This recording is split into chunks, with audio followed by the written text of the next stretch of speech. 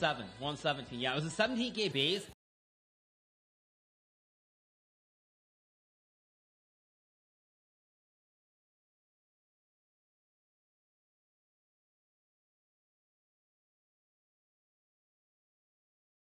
Seven, 117. Yeah, it was a 17K base.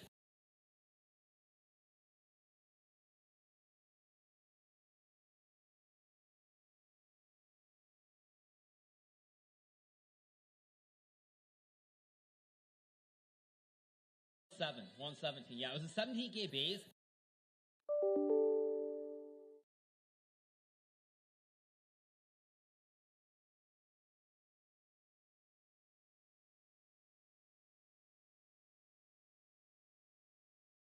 Seven, 117. Yeah, it was a 17K base.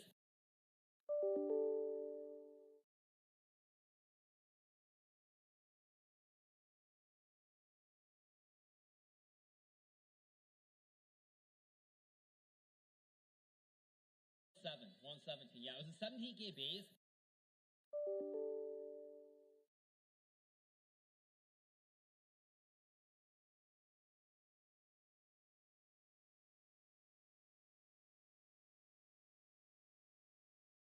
Seven, 117. Yeah, it was a 17K base.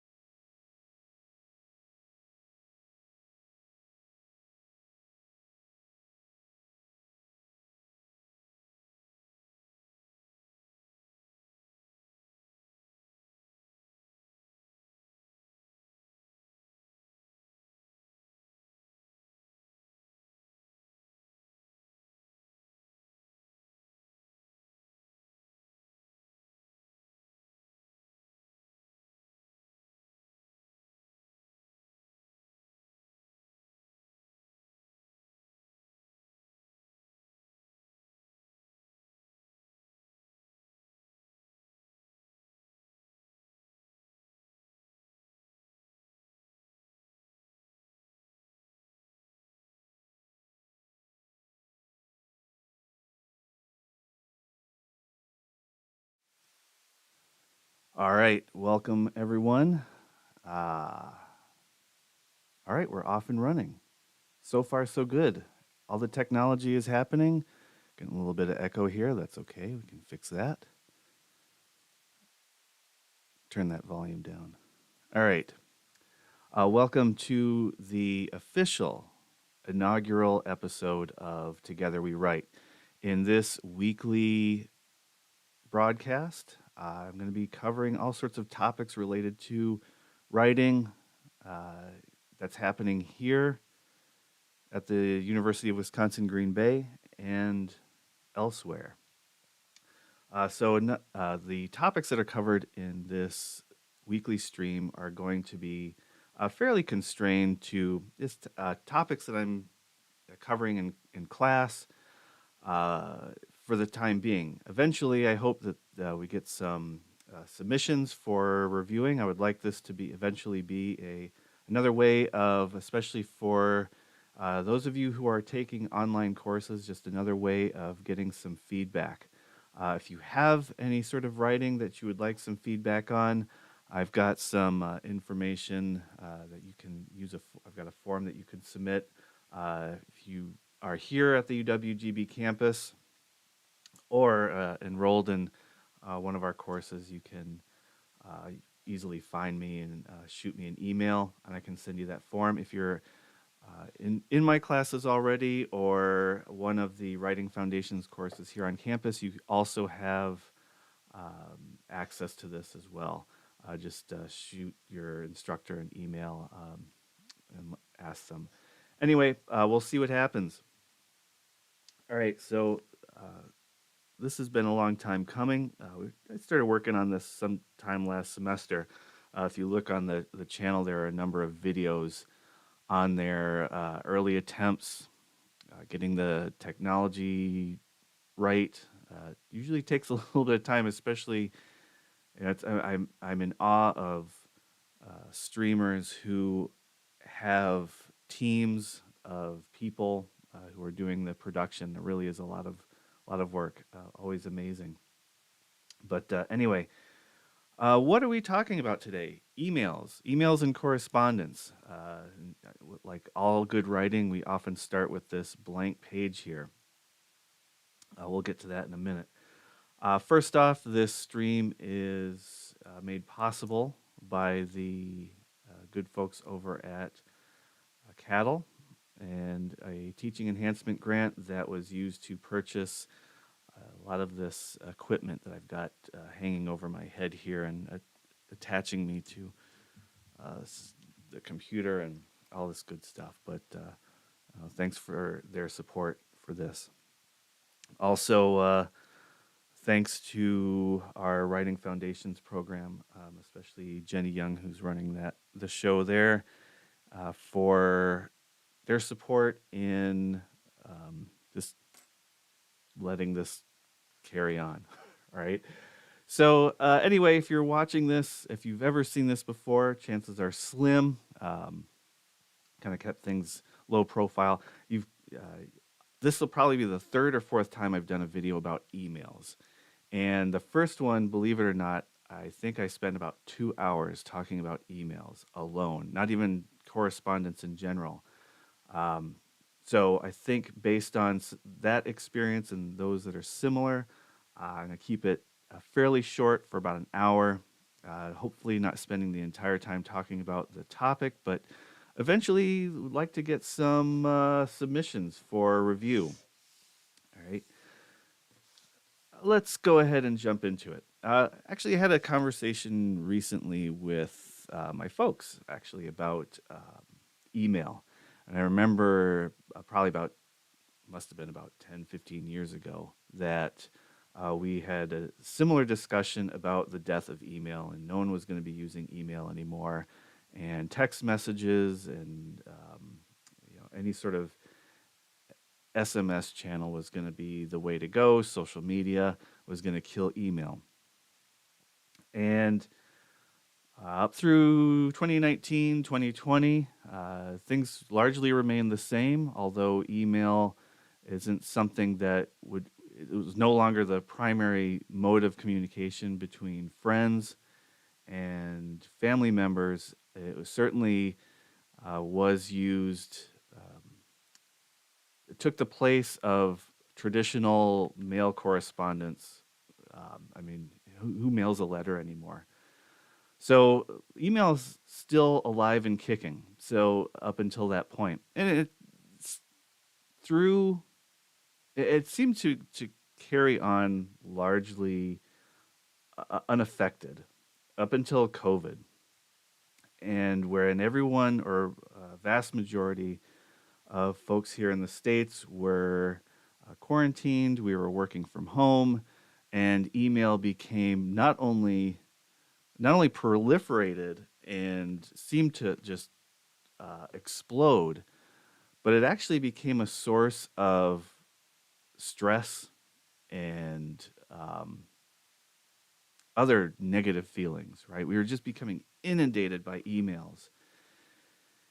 And so, again, we start to get this question of now we're on the, I'm not going to say COVID. I think COVID's going to be with us for a good long while, but we're at least at the point where we're no longer confined to our homes, and email has mostly gone back to the way it was. In the workplace, we get a lot of them. At home, it's nothing but junk mail with occasional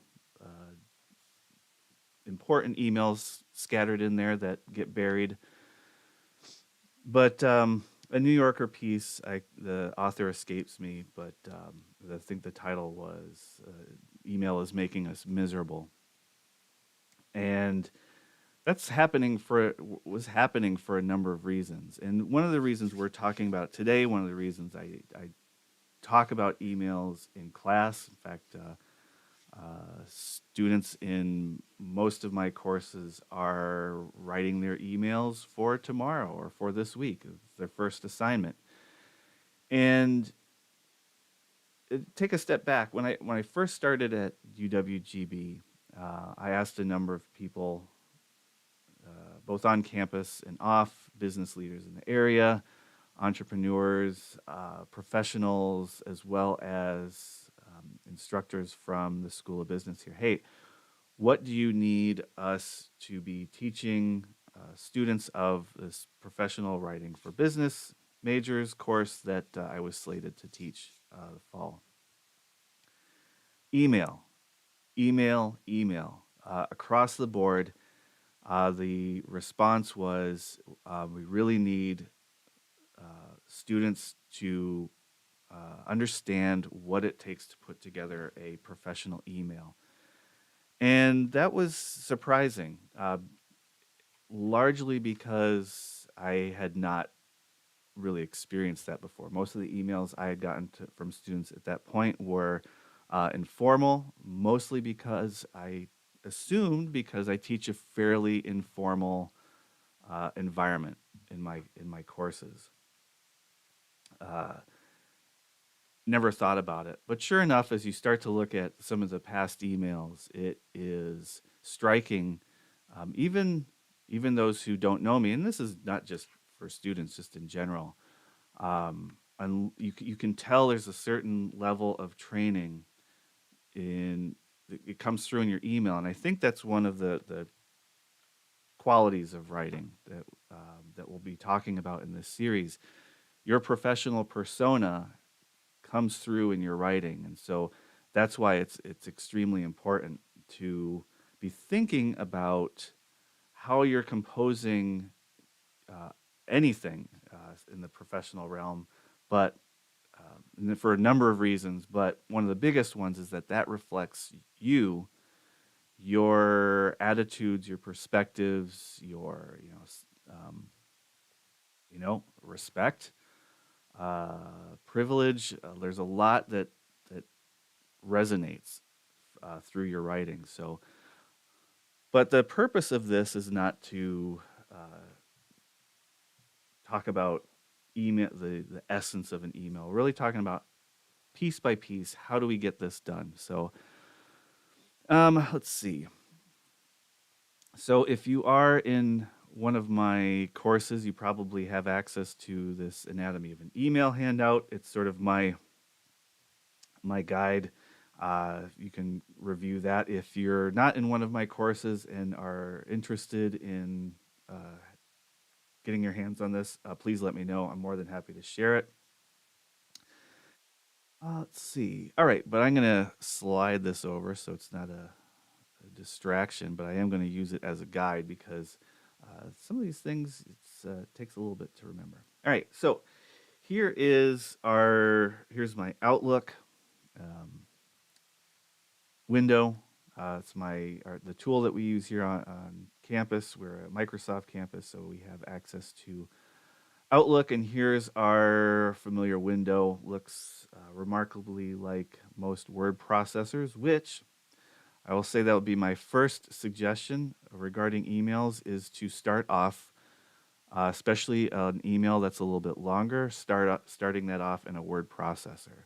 Anything that prevents you from accidentally sending that email before it's ready, that would be my first and foremost suggestion, right? When I was a recent graduate, way back in the day, I was working in a environment that was little sort of a hybrid industrial professional mix. We're doing a lot of design work, photo editing, some minor scripting. Anyway, so one time, this was a third shift gig and working 7 p.m. to 7 a.m. and we relied on headphones, put the headphones in, listen to some tunes, and you're good to go for 12 hours or so. It can keep you going. Well, one day they said no more headphones. We're not doing it anymore. This was mostly for those who are working first shift, but just to be fair, they're going to extend that to the third shifters. Well, of course, we're all, me seemingly most of all, was really put off by this. I could not stand the thought of not being able to, they were going to put a stereo in and everyone could have a turn listening to CDs. And like, wait a second, I'm a professional here. I have rights. Anyway, so I started putting together this email listing all of these good reasons that we should be able to still use headphones, and this is infringement on our rights. And have you ever gotten to that point where you write this long, semi-ranty email, you get down to the end, and you're looking it over, it looks good, you've revised it, you've pored over it for a good chunk of time, and you're just like, I'm going to hold off on this, sit on it for a little while, I'll send it when I'm ready. Well, sure enough, I hit send accidentally.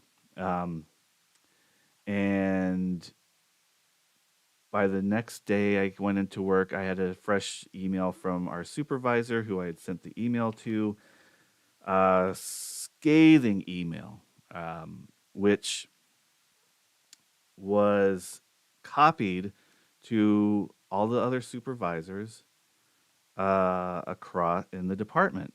Now all of that is the tackiness and lack of professionalism aside, on my part, and to be honest, my supervisors. Every once in a while, for years afterwards, one of my coworkers, years after I had quit, I would get an email from a coworker with that email I had sent, just sort of reminding me, kind of as a joke, that what a goof I was. And so that was the first lesson I learned about email, is never have that ready to go. Don't put it in your email until it's ready to be sent. Anyway,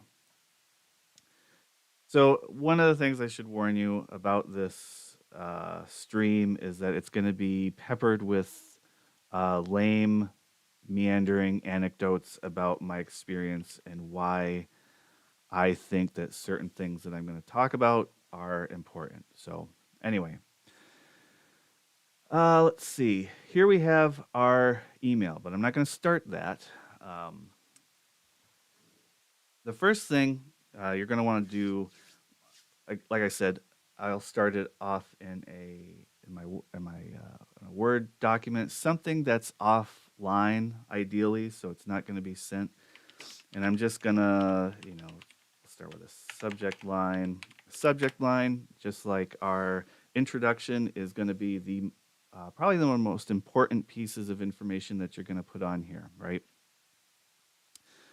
So if I'm one thing you want to avoid, and we'll get to this in a second, is just sort of informal, nondescript subject lines. But I'm going to hold off on that for now. All right. So the next thing I want to do is next thing I'm going to have is a greeting. That's going to be the second part. This is also important, but again, not as important as the subject line. And then the body of your email is going to be to follow that, and then afterwards is your signature. Now, I will say, here's my automated signature that's applied to all of my emails here on campus. It's a little short. It's a little nondescript. Not a whole lot of extra information on there. That's my preference. That's my style. If you see, I see other emails that have quotes from favorite authors, all sorts of highlights and colors and different fonts. I like to keep it, although I'm tempted looking at this to add a little bit of design flair to this. I've kept it relatively simple for a number of years, and probably going to keep it that way. All right, but so signature is the last thing. So really 4 pieces of information that you're focusing on in your email. All right. So again, I'll focus on the subject later. So let's say writing an email to supervisor. All right. So I'm trying to find somewhere I had an email that I was trying to find a cover letter that I had written for the job search years ago, but I think those are at my home computer, thankfully. All right. You may notice, by the way, that I have Grammarly running on this as well. This is kind of a new addition to my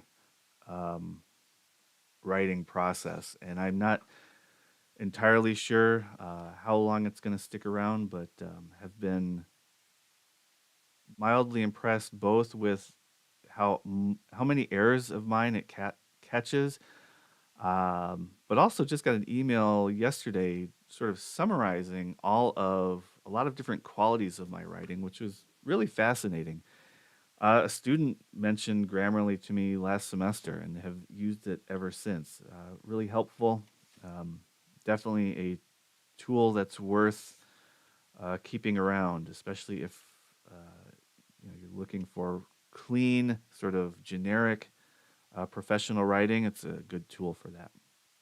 All right, so I'm gonna catching all sorts of things here. Writing an email to my supervisor about missing a day of work. So, all right. So subject. So one of the things that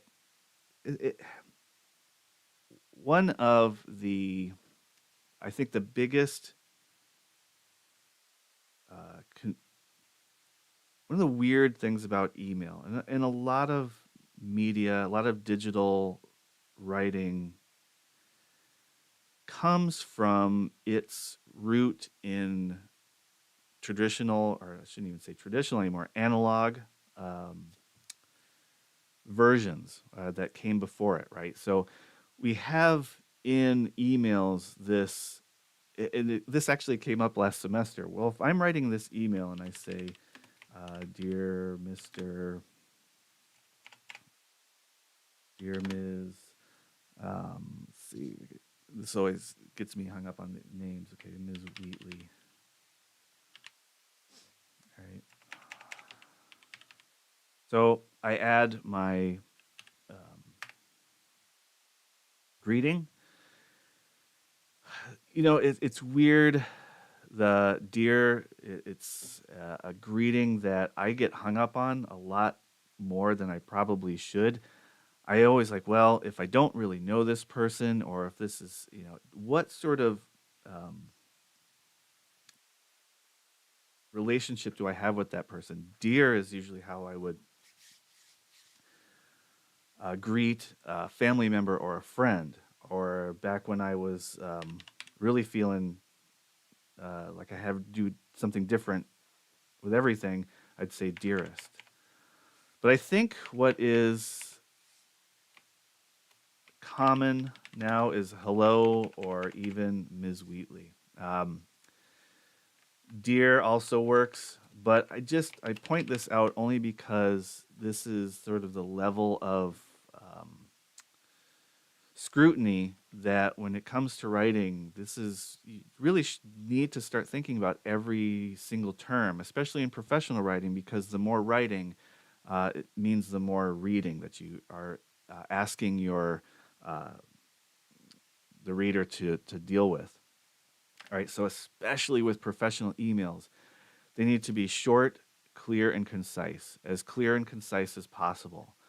So the first thing that you're going to start off with, and so especially here's another sort of holdover from COVID. I would start off my emails with, I hope that this finds you well and healthy. Some opening line. This became almost trendy for a couple of years, where people would always start off their emails just sort of dropping a note. And this is certainly polite. This is something that we would do when writing letters. You would open up with a polite, pleasant sort of, as we'll talk about later in later weeks, about giving someone bad news using correspondence. We would the buffered approach, right? So in today's world, most cases we don't even bother with this anymore. I am writing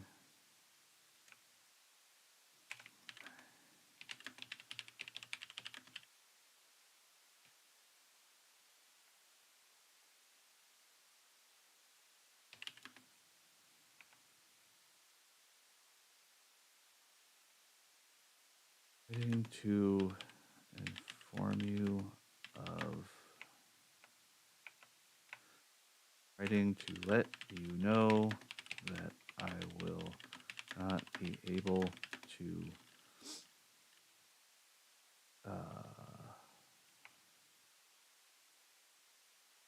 be excused from work on Friday, January, I'll say whatever, 21st, right? So another sort of little note about this stream is I'm going to be writing through a lot of the examples. I'm going to try to keep them very simple, try to keep them very brief. But I think one of the aims of this stream is to demonstrate just how messy, ugly, boring, even writing can be. Right, and it's sort of a messy thing. So, especially with an email, how many of us have sat down? Okay, I've got to respond to 2-3 emails. I'll give it 15 minutes, and then I can do my thing. And before you know it, you've only made it through a couple sentences, and you still haven't gotten that email out. This happens a lot when a lot is the stakes are a little bit higher, right? So I think it's important to see how this works. Now I'm just sort of coming up with an example on the fly, but even this single statement, I am writing to let you know that I will need to be excused from work on Friday, January 21st. All right, email should start with a clear and concise subject right off the bat. Tell me exactly what that purpose is. Especially in a professional setting, your reader is very likely, like most of us, going to have dozens of emails to deal with that day. They may be catching up on emails, right? especially someone in a supervisory position or human resources. Lots of emails getting sent your way. So you really don't have a whole lot of time for pleasantries. This was a big struggle for me because I was not. I was raised writing thank you notes and writing letters to relatives, and so all of this, and I remember my folks telling me, make it sound substantial and ask how they're doing and all these other moves that you make in your correspondence to engage the reader. Very different time, right? So now it's as a more of a professional tool. We're really thinking about, we really want to keep it clear and concise, right? I am writing to let you know that I will need to be excused from work, let's say for the entire the day of, just so I'm clear.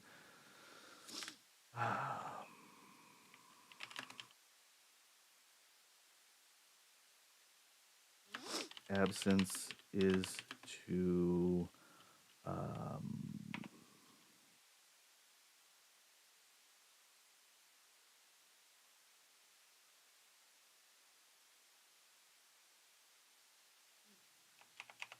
let's even say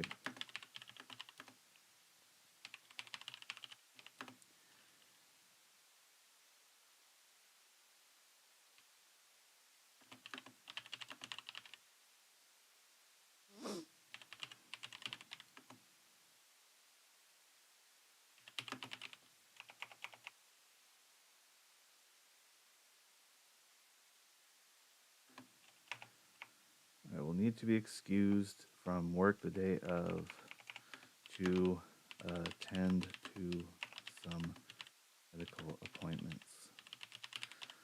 All right. Let's see. Attend. No. See. Here's where Grammarly kind of messes with me sometimes. To attend to some medical appointments. I'm not sure. To attend some medical appointments doesn't make sense to me. So I'm gonna leave that how it is. All right. So very short. I One thing that I still like to do is please let me know if there are any concerns, questions, or concerns. All right. So I'll do something like that.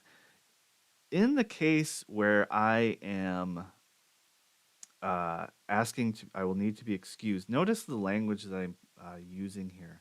I will need to be excused from work. I am writing to let you know that it'll be need. I am writing to let you know that I will need to be. I will need to be excused from work. It still sounds a little bit clunky and burdened to me. Like it could be simplified. Uh, Here's some of the choices that you need to make, though. All right. So when I'm writing this and it feels like there's too much, the trick to writing, the big secret is that it's all about choices, right? Anything you write, you have a choice to make. You're really grappling with dozens of choices internally. Maybe you're thinking about those choices consciously. Maybe you're not. Maybe these are internalized. Like I write a certain way for my family. I write a certain way for my supervisors, my colleagues. These are all choices that, it's taken me a long time to figure this out. 20 years since I wrote that poor email to my supervisor about the headphones back in the day, right? So it as you gain experience with writing, those choices are going to become a little bit easier to make and you're not going to have to think about them. As you're developing your writing, however, be aware that even the simplest, shortest email, there are so many choices that have to be made.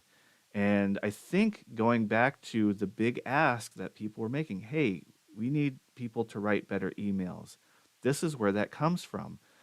We don't, when we are, for those of you who were raised on texting and this was part of your daily writing routine, You have a very different approach to writing than, say, I did. And that's not to say it's better for worse. I'm not that I don't feel that way.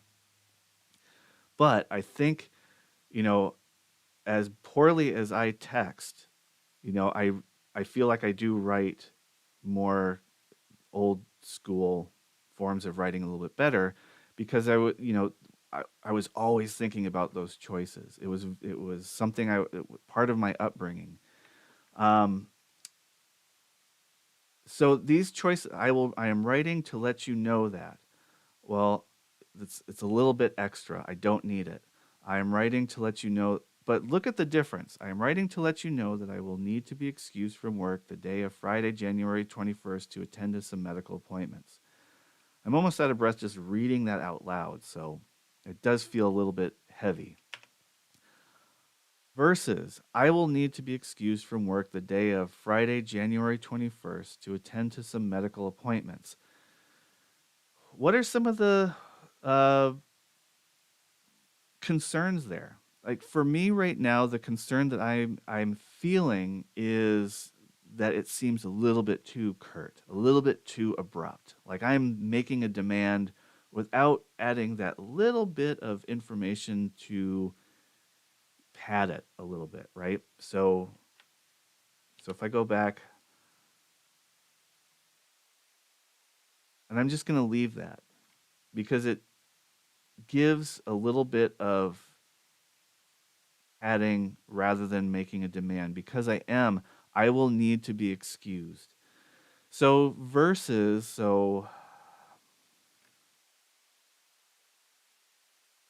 I am requesting an leave from work on.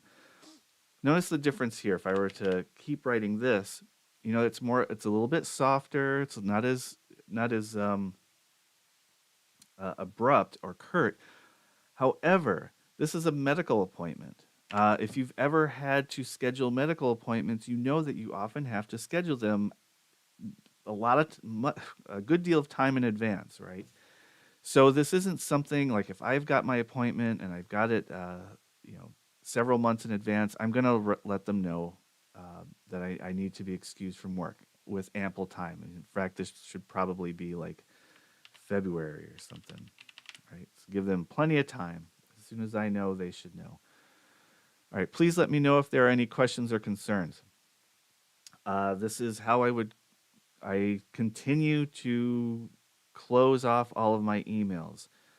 However, one of my questions here is, does this leave an opening for difficulties? Is this implying that, okay, if you have a question or a concern about this, I'm willing to be flexible? Because if I have an appointment that can't be changed, I don't want to leave the impression that I'm willing to go back and change that schedule to accommodate, in this case, my employer. All right. Instead, please let me know if there are any questions or concerns.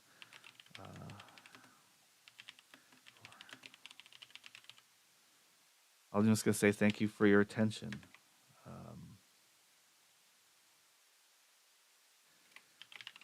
Please let me know. Thank you for your attention. I will remind you of my absence again 2 weeks prior to my 2 weeks prior. Right there. I'll just leave it at that. All right, so it's saying thank you for your attention. I will remind you of my absence again 2 weeks later. Now, this is really hard. If I were actually writing this email, this would be very, very difficult for me to write and send because it just seems so impersonal, right? But in fact, I'm going to do sincerely name here. And so you've got the very short, very clear, sincerely, Chris Perzicki. I might just say, add my title, especially if it's a longer I might put my department in there if it's a bigger, like, so say if I, here at GB, pretty big workplace, I'm gonna I might put my title. Most likely, I'm gonna put my department in there, just so if that person doesn't know me, at least it has some way of getting a hold of me, right? Or locating me within this large environment. All right, so here we come to the subject line. Now, this is really the important thing. So at this point, I think I'm gonna, what would my subject be? Notice of absence, right? That might be,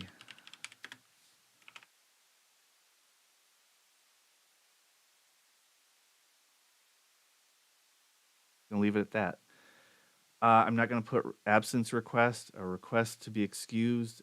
Again, this is not a request. Again, this is the challenge to this is how do I demonstrate clear? How do I write clearly with concision?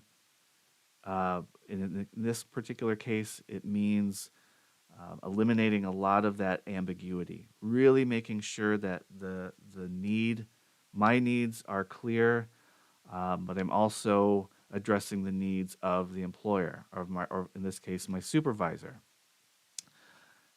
However, so that brings me back. Okay, well, did I really address that? Okay, let's go back here. How can I make sure that you should always be addressing the needs of your audience, right? So the need of my supervisor is to make sure that the work gets done. I will be sure to complete all work that time, whatever that work is. So very generic. I will be sure to complete all work before that time. So just making sure that all of those needs are met. Okay, well, I need this time off of work. I have certain projects that I'm working on. Maybe I'll pick up a few hours, but I don't want to be. Do I want to be that specific at this time? Things might change. Am I setting myself up to work like, say, a double shift, or cramming in 40 hours worth of work into 4 days? Possibly. I will be sure to be certain.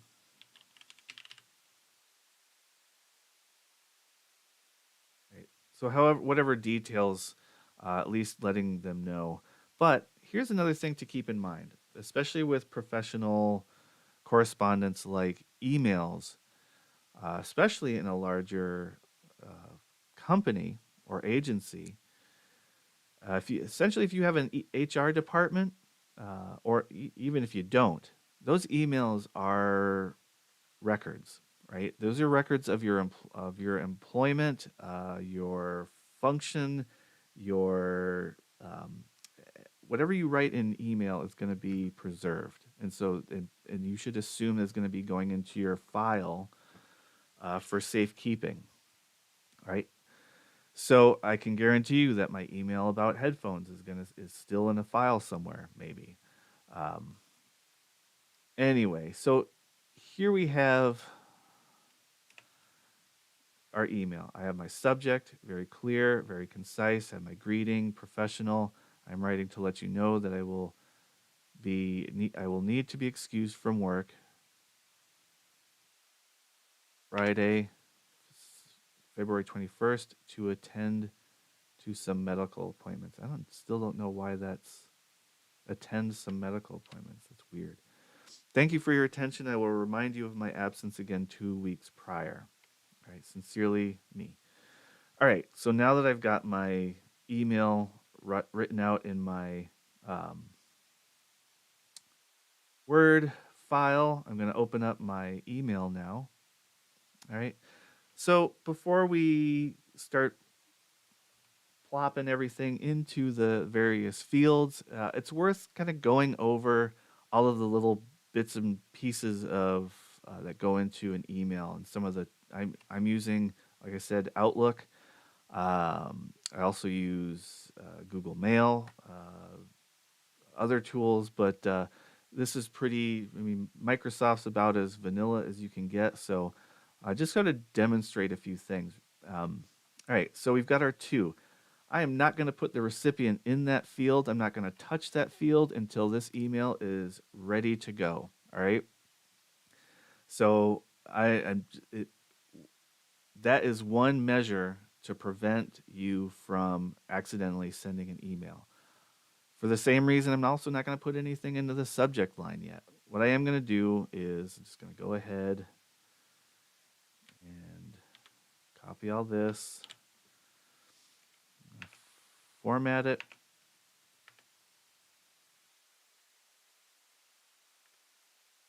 Notice how I'm not just, I'm not just leaving it, even though that's not a long email. Here's to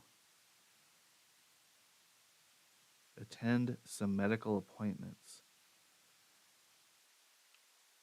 Oh, maybe that is attend to. Kind of curious. It's just really odd that that is.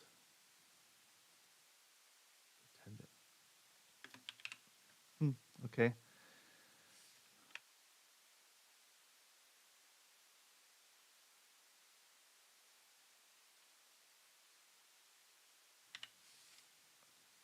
Upon further review, I will go with Grammarly's suggestion. All right, so I'm opening up this email so it's not this chunk of text. One of the things that you want to do with your email is as you're drafting this, see how easy it is to read it. How quickly can I scan through the purpose of the email, any sort of important information? How can I scan that as quickly as possible? Again, we want emails to be shorter. We want them to get to the point quickly and clearly so we can get on with our day and move on to the next dozen emails that we have to write, right? All right, so one of the ways that we do this is to just break it up. Okay, we've got our signature. Now, again, last semester, a student raised a wonderful question. If you're sending an email, right, and so in the person's addressed in that email, why do you have to add a greeting line? Excellent question, and that's one that I'm probably still chewing on, but I'm going to pull an answer out of my hat of experience, I guess, and say that again, this is a form of record keeping, right? So, in this case, the Ms. Wheatley might not be may not be employed in 10 years or so, and so let's say that something comes up in my file for whatever reason, there's that record of who I was addressing, right? Or let's say, so because once a person leaves employment, those accounts are often thrown out, right? So this has that record on there. That's one way. I will say also that the other thing to keep in mind is that a lot of us old school folks still have expectations. One of the other themes throughout this stream is going to be professional expectations.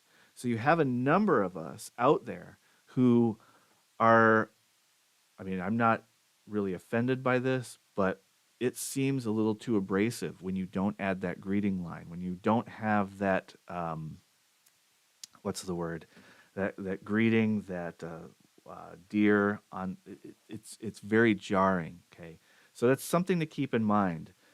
If I was to write, so I was writing emails before the stream to some colleagues. We've had an ongoing conversation about this and that, and I'm not going to put dear so and so on every email. It's more of a dialogue at that point. So breaking it up, easy to read. Dear Ms. Wheatley, I'm writing to let you know that I will need to be excused from work Friday, yada yada. Thank you for your attention. I'll remind you of my absence again 2 weeks prior. I'm not requesting further action. I'm letting them know that I will take responsibility for that next step of reminding them. I'm being very clear, I'm being very concise. It's a little awkward sounding to me. It's a little bit uncomfortable because it's not my typical style of writing. On the other hand, it's very clear, it's professional. If there are any questions or concerns, I will assume that they will come to me. I'm not going to invite that, all right? So the subject,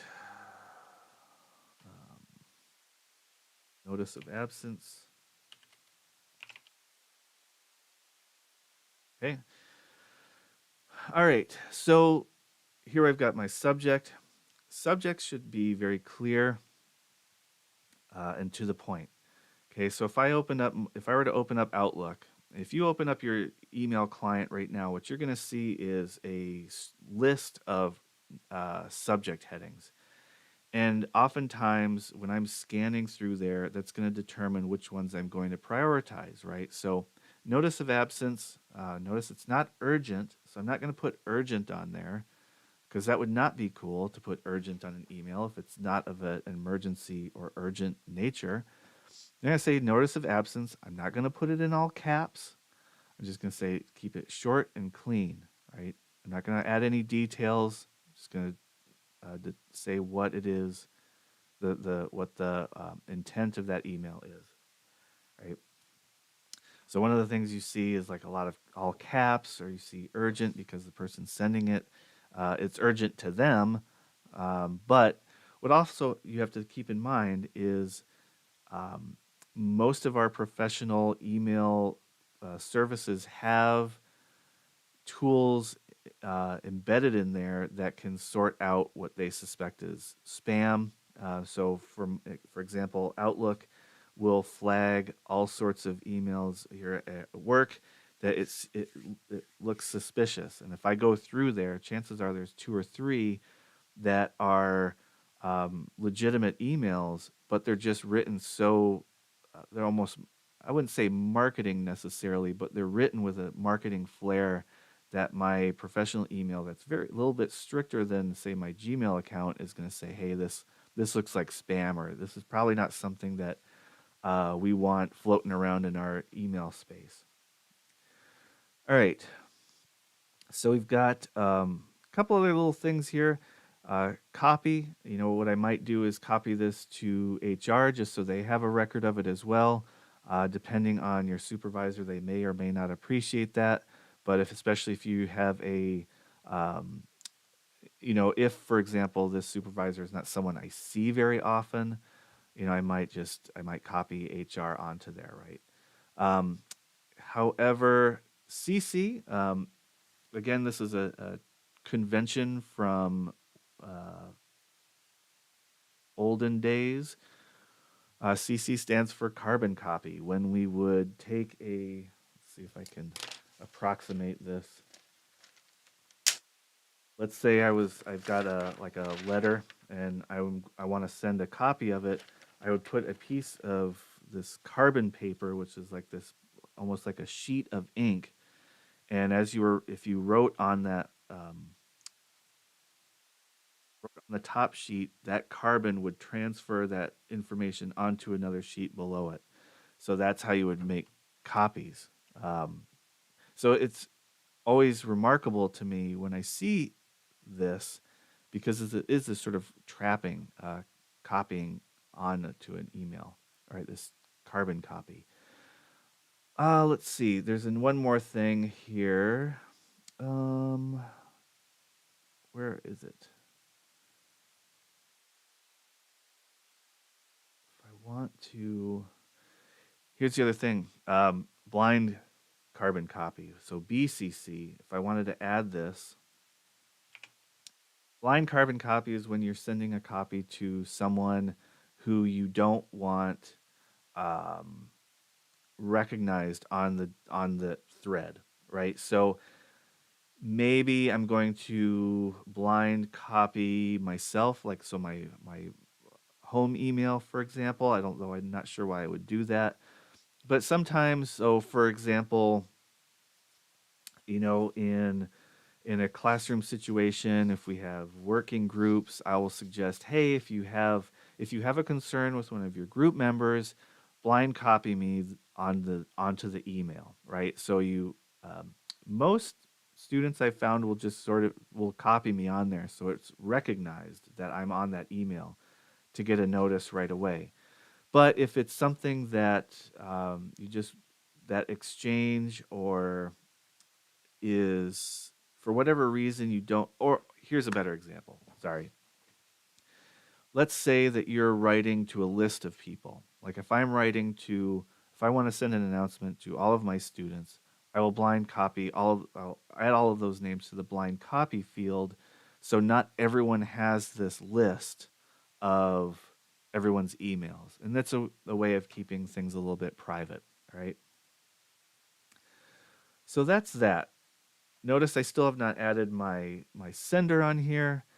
A couple other options that I'm not going to spend a whole lot of time on. Notice that I'm not, style wise, I'm not, I'm a former designer. I'm a very visual person. I like sparkle. I like pizzazz.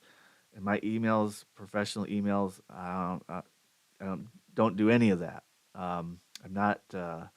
Just think of. Let's see. If this is your basic standard.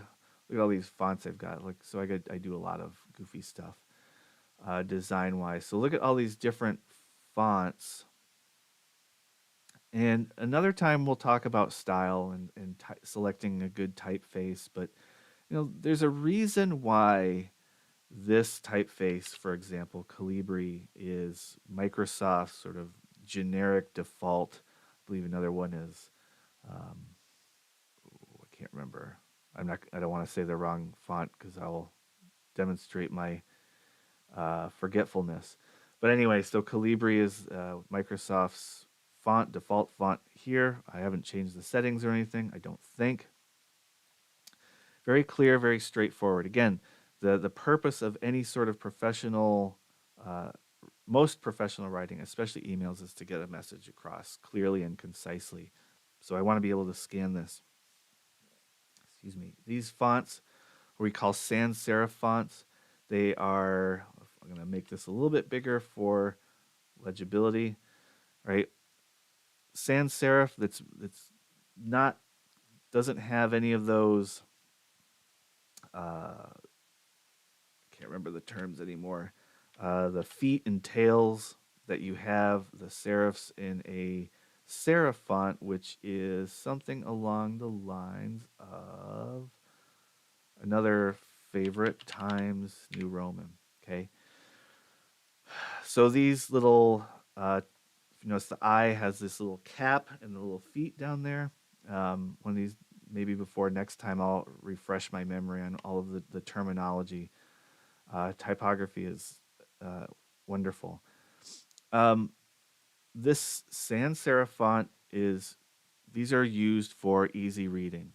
Think of your highway, your road signs. You're driving down the highway at 200 miles an hour, and you need to see that road sign, like where that exit is, as soon as easily in a few seconds. Whereas serif fonts are helpful for print because you want to be reading the entire line. It sort of carries your eyes across the page, where sans serif enables you to really skim text as quickly as possible.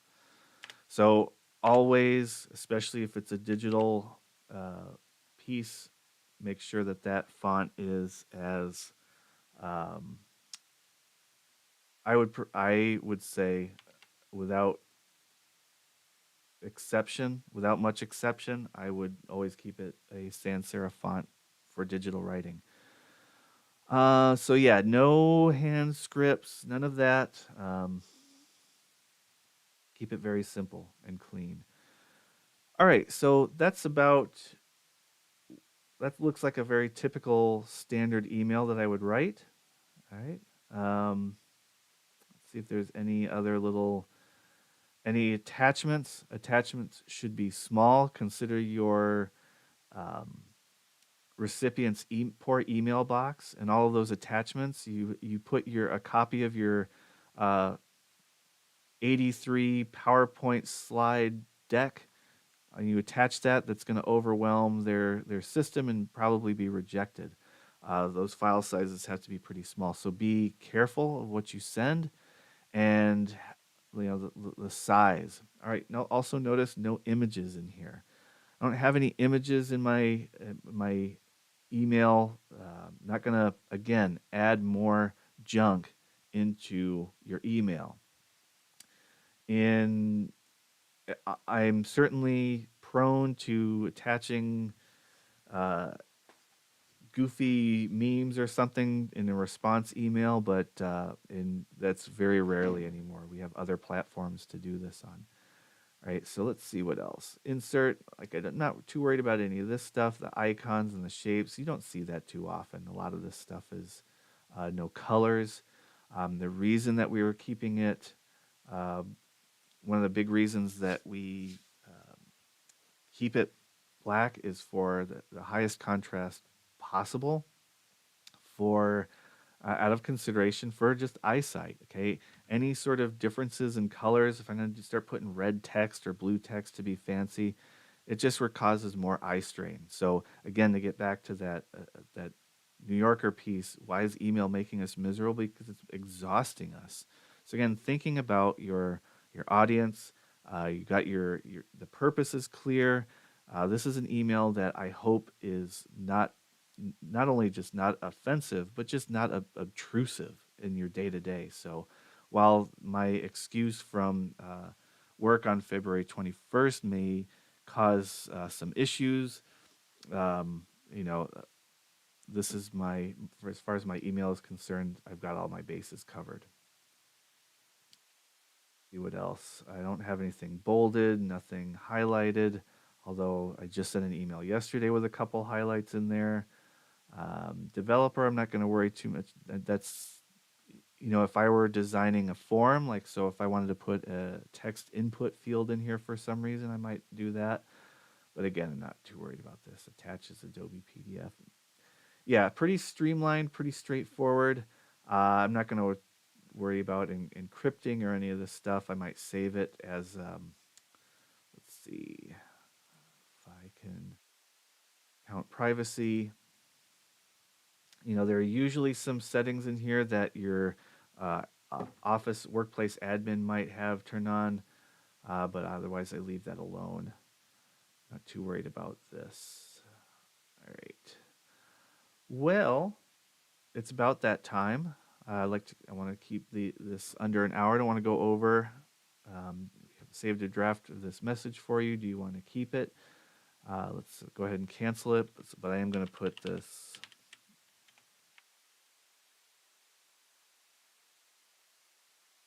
If I'm going to send it to myself, right? All right, so I have my email in there, and now it's good to go. I'm going to send it, and off it goes. All right, let's see if there's anything else. I think that should do it.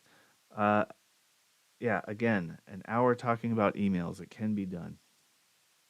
All right, so if you're watching this, thanks for checking it out. If you have any writing you would like reviewed on the stream, please use the form to do so. And if you make sure that all of your personal information is removed from that, I will not review any writing on the live stream that has any sort of identifying marks or information on there. Names, addresses, phone numbers, all that stuff should be removed.